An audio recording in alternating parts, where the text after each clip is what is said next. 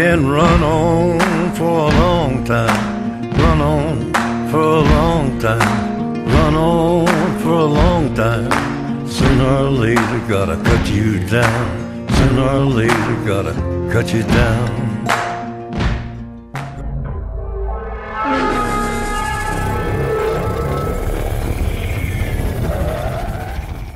Bonjour et bienvenue dans Alien Info, l'émission qui vous donne toutes les infos sur les aliens.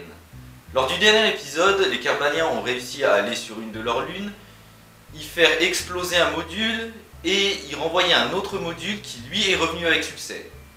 Cette fois, les Kerbaliens voient plus grand. Ils veulent se lancer dans le voyage interplanétaire. Mais contrairement à ce qu'on pourrait croire, ces petits hommes verts ne vont pas choisir leur première cible au hasard. Et oui, je dis cible car il y a très probablement des trucs qui vont exploser à la surface. Pour ça, il y a deux candidates. D'un côté, il y a Eve, qui est beaucoup plus massive et avec une gravité beaucoup plus élevée que Kerbin, qui a une atmosphère beaucoup plus dense et un liquide à la surface, mais pour l'instant, impossible pour eux de savoir si ce sont des océans de mercure ou de l'eau liquide.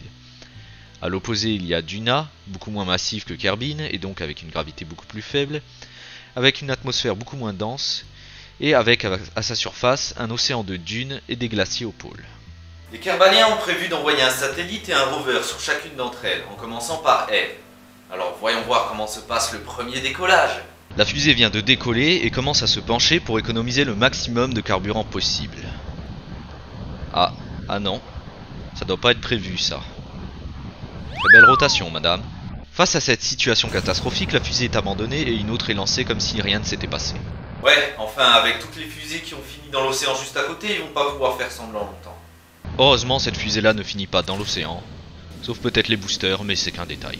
Après ça, la mission se déroule sans problème. La fusée se met en orbite autour de Kerbin, puis en orbite autour du Soleil, fait la course avec Eve avant de la rattraper et de se mettre en orbite autour. Le satellite est lâché avec le rover, qui se détache et va finir sa course sur la planète. C'était prévisible. Bon, ils ont oublié le bouclier thermique. Ça arrive. Mais Eve n'a pas l'air d'aimer les visiteurs puisqu'elle n'attend même pas que vous posiez le pied à terre pour tout faire exploser. Après avoir ajouté un bouclier thermique, voilà une nouvelle fusée qui repart, mais pour Duna cette fois. Je vous passe les détails, hein, ils refont plus ou moins la même chose, mise en orbite, tout ça. Et cette fois, l'arrivée sur la planète se fait beaucoup plus calmement. Tellement calmement que cette fois, le bouclier thermique est complètement inutile. Au début, l'atterrissage du rover se passait plutôt bien, mais il semblerait qu'il y ait maintenant quelques problèmes.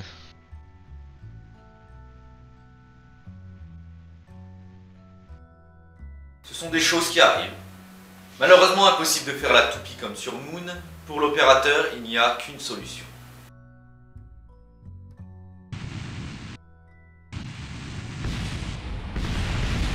Bref, pour les Kerbaliens, un nouveau défi se présente. Régler ce problème d'urgence. Non, parce qu'au premier atterrissage, ça peut arriver, mais là, c'est chaud, putain. Heureusement pour eux, après quelques galipettes, le rover est de nouveau apte à rouler. Plus ou moins. Au moins, il a pu faire quelques mètres à la surface de la cible. Donc leur premier vol habité se dirigera vers Duna. Parce qu'exploser sur le sol, c'est quand même une plus grande réussite qu'exploser dans son ciel. Une chose est sûre, quelque chose de titanesque est en train de se construire, et seuls eux savent quoi. Pour le savoir, vous n'avez qu'à appeler le 0808080808 et acheter ce superbe vaisseau tout juste sorti d'usine offert par nos sponsors. Je vous répondrai moi-même pour prendre votre commande, vous la livrez, encaissez l'argent, et je vous appellerai des Maldives. Oui, sur Terre, pendant que vous êtes sur une station paumée dans un système au bord de la faillite. Ouais, moi ça va. Alors, toujours pauvre? À très bientôt. Mais il ne faut pas croire que la conquête spatiale se fait à coup de décollage foireux d'explosion.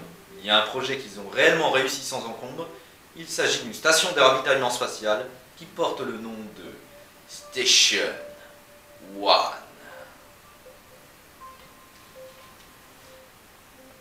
Ça sonnait plus classe quand je le disais dans ma tête.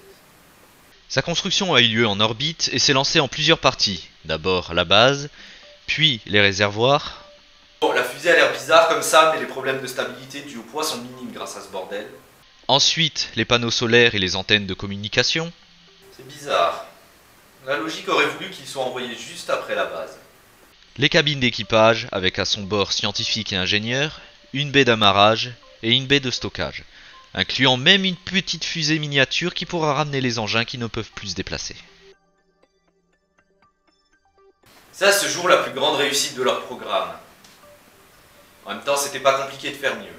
Mais grâce à cette installation, les fusées qui viennent d'être lancées et de brûler les 3/4 de leur carburant pourront se ravitailler et continuer leur mission sans souci.